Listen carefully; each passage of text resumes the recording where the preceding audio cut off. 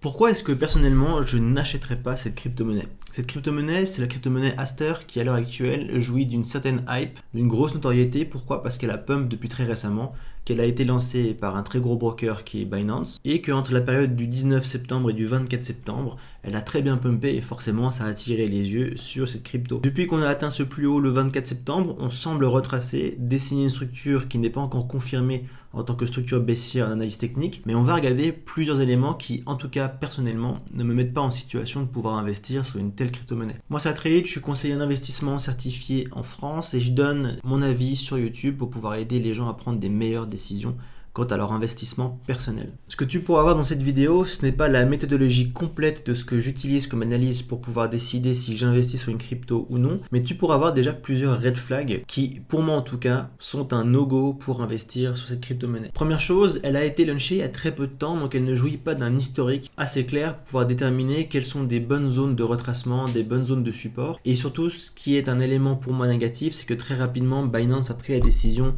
de lancer un contrat perpétuel sur cette crypto-monnaie pour pouvoir attirer beaucoup de leviers et ça va être un problème dans l'analyse. Donc Aster, qu'est-ce que c'est? Si on va sur le site Dropstab, on peut regarder ici l'objet de cette crypto-monnaie. C'est tout simplement un échange décentralisé pour pouvoir échanger des contrats perpétuels en spot, en levier, etc. etc. Donc il y a des concurrents, le concurrent direct c'est le concurrent Hyperliquid qui est également positionné sur ce narratif, même si Hyperliquid n'est pas positionné que sur ce narratif là. Et ce qui est intéressant, c'est de pouvoir constater déjà que cette crypto-monnaie n'a qu'un seul investisseur renseigné qui est Binance. Donc on a un échangeur qui est là, qui est l'investisseur massif sur cette crypto-monnaie, et il n'y a pas grand monde d'autres. Ça c'est déjà un premier point qui peut attirer notre attention. Il n'y a pas grand monde, il y a quelqu'un de très puissant derrière certes, mais après malheureusement il n'y a pas foule non plus. Ce qui moi va m'intéresser, surtout au niveau de ce narratif, ça va être de constater plusieurs choses, notamment des métriques qui sont propres à un projet qui est jeune, et ça va être la supply. La supply ici on peut voir qu'elle est de 8 milliards de jetons maximum, c'est déjà bien. Pourquoi? Parce que quand on voit ici le petit signe de l'infini, ça veut dire qu'il n'y a pas de supply illimité, et ça se traduit très souvent par des émissions de tokens qui sont illimitées dans le temps, et donc vous avez une dilution du market cap qui va se faire année après année, alors que sur justement une max supply, on peut être sûr qu'une fois que le vesting est complet, c'est-à-dire qu'une fois que les jetons sont libérés, et bien s'il y a de la pression acheteuse, on va avoir un mécanisme de raréfaction du jeton, parce que forcément il n'y a plus d'offres nouvelles à disposition, et si en face il n'y a que des acheteurs, ou en tout cas une masse d'acheteurs qui est plus importante que les vendeurs, le prix du token va s'apprécier. Donc moi ce qui m'intéresse directement, ça va être de regarder le vesting. Ici on est sur le site Tokenomists, qui est un site payant, et on voit que forcément qui dit projet jeune dit que le vesting va commencer et va s'accélérer. Donc on peut voir que le vesting ici est en pente ascendante, ce qui est normal. Il y a de plus en plus de tokens qui vont être relâchés. On peut voir juste ici, tu as des couleurs qui correspondent à différents types d'investisseurs qui sont rentrés early. Il y a la team, il y a les airdrops, il y a l'écosystème, il y a les liquidity providers, etc., etc. Et il y a ici un vesting qui va commencer le mois prochain, qui est un vesting de type TBD, To Be Distributed en anglais, qui justement est un type de vesting que je déteste. Ce que je déteste là-dedans, c'est que comme tu peux voir ici, il est assuré alors que les autres sont en couleur pleine. Ce que ça veut dire, c'est que par exemple pour les airdrops, la quantité de jetons limitée, la quantité de jetons qui sera libérée dans le temps a déjà été fixée et va suivre un agenda qui est fixe auquel on ne peut plus déroger. Quand tu vois ces petites zones en assuré avec la mention TBD à côté, comme ici, cela veut dire qu'il y a un nombre de jetons, ici 560 millions de Aster, qui peuvent être libérés à n'importe quel moment. À partir de novembre 2025, il y a 560 millions de jetons Aster qui peuvent être libérés à n'importe quel moment sur décision de la team. Ça, j'aime pas trop, parce que forcément, on connaît pas les gens qui sont derrière ce projet, on sait pas ce qu'ils ont derrière la tête, on sait pas à quel moment une crypto peut être dumpée une fois que beaucoup d'investisseurs sont rentrés, et donc personnellement, je n'aime pas ça, surtout quand on voit que sur un projet aussi jeune, on a déjà 7% qui vont venir être relâchés en plus du vesting qu'on a déjà. Le vesting qu'on a déjà, c'est quoi? Si on retourne sur Dropstab, tu peux descendre et voir ici dans l'onglet vesting, le vesting qu'on a actuellement, ça va être en tout cas tous les 17 du mois, 7% environ du market cap qui est relâché. Ça équivaut à 194 millions de dollars de Aster à l'heure où je vous parle. Ici, pour le 17 novembre prochain, on cumule les 7% ici avec les 7% de TBD, on double la mise, on est sur quasiment 400 millions de dollars de Aster qui vont être libérés sur un market cap de 2,7 milliards. Ça fait quand même quasiment 20%, un peu moins, de toute la supply actuellement disponible du Aster. Donc ça, c'est pas top, surtout quand on fait le ratio, et c'est aussi un calcul qu'il faut faire, de savoir où est-ce que sont les prix moyens des investisseurs. Si on regarde à quel prix Binance a pu acquérir potentiellement ces jetons, sachant que c'est eux qui l'ont créé et qu'ils en sont à l'initiative, on est depuis les bas ici sur un x19,6, x20 si on arrondit depuis le bas. Et donc on peut potentiellement estimer que Binance, sur la quantité de jetons qu'ils détiennent, sont déjà à x20. Donc partez pas du principe que justement quand les tokens vont être débloqués, que Binance ne va pas dumper les tokens, surtout face à une hype du Aster où tout le monde en parle. Il y a beaucoup de vidéos qui disent que c'est un très bon moment pour en acheter. Ceci va pouvoir compenser vos achats et ils vont prendre des profits qui vont être assez énormes, comme on peut le voir déjà sur le graphique. On est clairement sur une pattern qui est de distribution où on prévoit d'aller un peu plus bas. Ce que j'aime beaucoup regarder, et c'est à peu près la base de l'analyse en crypto-monnaie, c'est la relation entre l'évolution du market cap, les fees que le projet engrange, parce que forcément les fees sont le chiffre d'affaires d'une crypto-monnaie, et également quelque chose qu'on appelle la TVL, la Total Value Locked. La Total Value Locked, c'est toute la valeur bloquée sur le projet. Donc vous avez des gens qui vont venir sur le projet, qui vont déposer de l'argent, qui vont déposer des crypto-monnaies, et ceci est la TVL. Plus la TVL augmente dans le temps, et plus on va considérer qu'il y a de la confiance qui est donnée à ce protocole, à ce projet, et qu'il y a également des users qui déposent de l'argent. Les fees, bon bah ça se passe de commentaires, c'est le revenu de la crypto-monnaie sur justement les différents échanges qui peuvent être faits. Si on parle de Aster, bon bah ça va être les achats, les ventes, donc les commissions que prend Aster à chaque fois qu'il y a du volume de trading qui est fait. Et ce qui est intéressant, c'est de constater l'évolution du market cap en même temps que l'évolution de la TVL et des fees. Ce qu'on veut voir, c'est un market cap qui monte avec une TVL qui monte et des fees qui montent. Le meilleur scénario, mais qui reste rare en crypto-monnaie, c'est de constater que même quand on a un market cap qui diminue, nous avons des fees qui montent et une TVL qui monte. C'est signe que justement le protocole a des données qui deviennent de plus en plus positives alors qu'on a un prix qui se déprécie. Et ça, c'est la meilleure situation parce qu'on a sous les yeux une crypto-monnaie qui du coup voit son prix chuter alors que ses métriques augmentent et on peut avoir justement une forte disproportion entre la valeur réelle que le token devrait avoir et sa valeur qui s'échange sur Binance, sur Coinbase, etc. etc. Ce qu'on voit, et c'est assez intéressant, c'est que la TVL plafonne. Depuis qu'on a atteint le haut de la hype, la TVL plafonne, c'est la ligne bleue juste ici. Le market cap, lui, fluctue, il monte, il descend. On commence à prendre vraiment une pattern baissière en termes techniques sur les graphiques, et on le verra dans quelques instants. Par contre, ce qui est assez intéressant aussi, c'est que les fees s'écrasent. Une fois que la hype est passée, on passe quand même de fees qui, au plus haut, étaient à 25 millions sur une journée, puis 17 millions, a du 2 millions, 2,5, 1,7, etc. et en baisse. Ça démontre une seule chose, c'est que la hype qui est déjà un petit peu passée sur le Aster démontre que justement la plateforme est très peu utilisée, en tout cas il y a très peu de fees qui sont générés. Alors bien entendu, il peut y avoir des mécanismes de airdrop, d'incentive comme on les appelle, mais ces mécanismes d'incentive et autres qu'on retrouve dans la comptabilité d'une crypto-monnaie sont utilisés grâce aux fees qui rentrent avant. Les fees sont le chiffre d'affaires.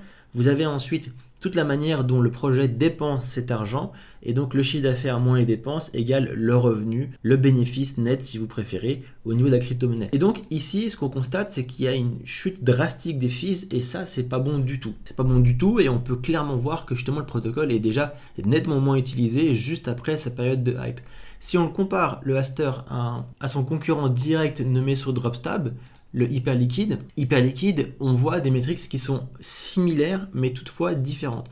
Le Hyperliquid, d'après les données qu'on a, est toujours surévalué et j'avais fait une vidéo au niveau du Hyperliquid quand on était juste ici pour dire qu'effectivement il était clairement surévalué et qu'on pouvait certes avoir un cours qui allait continuer à s'apprécier mais que le cours allait gentiment rattraper la réalité économique du projet et qui ici était clairement surévalué, qu'il est toujours là. Mais la différence, c'est qu'on voit bien que la TVL, elle, augmente dans le temps. On peut revoir cette partie bleue qui est derrière, elle augmente gentiment mais sûrement. Le market cap est toujours trop gros par rapport à la TVL, mais on a une adoption qui grossit à travers le temps. Les fees, eux, augmentent. On regarde, même s'il y a un petit retracement dernièrement, on peut voir qu'à travers le temps et depuis début 2025, on est vraiment sur une augmentation des fees à travers le temps et c'est exactement ce qu'on souhaite voir pour un projet. Le Hyperliquid, même s'il est encore surévalué, si on constate justement une baisse du market cap alors qu'on a des données TVL, fees qui continuent de monter, le hype, après un retracement, pourrait être un très bon projet sur lequel se positionner. Personnellement, je n'irai pas dessus maintenant, mais en tout cas, on constate bien la différence avec le Aster qui, lui, s'écrase directement au niveau de ses métriques juste après que la hype soit passée. Ce qu'on aimerait voir sur une crypto-monnaie, c'est exactement ce qu'on a sur AAVE. Je sors un tout petit peu de la comparaison Aster-Hype pour vous montrer ce qu'il faut. AAVE, on est dessus, on a le market cap, la TVL, les fees.